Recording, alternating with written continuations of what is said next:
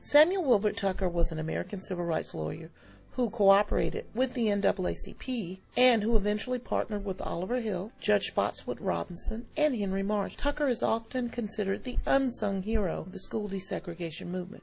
To tell his story means to bring to light his journey to the law. Tucker was born in Alexandria, Virginia, on June the 18th, 1913. Tucker would later tell people that he entered the civil rights movement on that June 18th in 1913 because he was born black.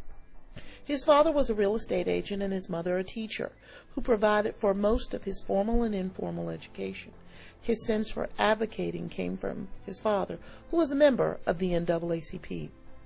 Alexandria didn't have high schools for black children, so when he graduated from the 8th grade, he would take the local streetcar and travel to Washington, D.C., and attended its Armstrong High School.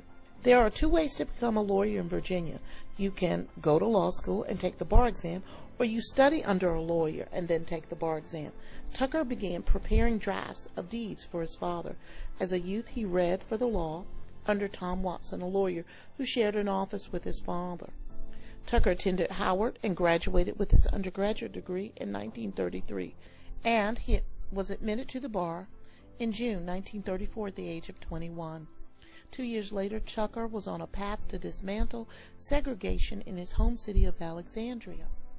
In 1939, at the age of 26, he organized the famous Alexandria Library Sit-In.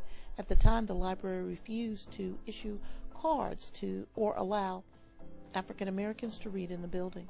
Tucker convinced several young men to dress well and enter the building under the idea of peaceful resistance. The young men were arrested, and Tucker defended them on disorderly conduct charges. The charges were dropped, and Tucker focused on what was needed to desegregate Virginia schools. Then came World War II. A young Tucker entered the Army. His service earned him the rank of major. Following the end of the war, Tucker first met Oliver Hill, Martin A. Martin, and Spotswood Robinson at a Virginia State conference of the NAACP. Soon thereafter, Tucker returned to Alexandria to practice, but quickly changed his mind to work in Emporia, Virginia. There in Emporia, he was the only black lawyer. In Emporia, he didn't like what he saw as racial imbalance in defense tactics or decisions. He began working with Martin A. Martin on cases such as the Martinsville 7 and challenged the rights of blacks to sit on juries. Eventually, Tucker became a cooperating attorney with the NAACP and filed desegregation lawsuits across Virginia. Tucker would eventually become part of the Brown v. Board of Education legal team. In the 1960s, Tucker formed a law firm with Henry Marsh and Oliver Hill. Eventually joined their firm in 1966. Tucker led the legal team which handled the Griffin case, which forced Prince Edward County Public Schools to reopen their public schools, and he was able to end the practice of localities paying for private schools with public money for white students as a means of avoiding segregation. Tucker was named Lawyer of the Year in 1967 by the NAACP, having successfully handled 150 civil rights cases before state and federal courts.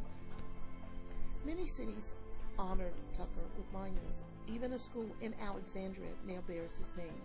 Various law schools have scholarships named for him and Oliver Hill. Tucker died in October 1990 and is buried in Arlington National Cemetery. For a life focused on education and fairness in the law, the Virginia State Bar in 2001 established the Hill-Tucker Institute to foster awareness in the law for high school students. Sam Tucker once stated that there is no liberty in segregation, and to that end, his life work was to force leaders to respect the law of the land and the Constitution.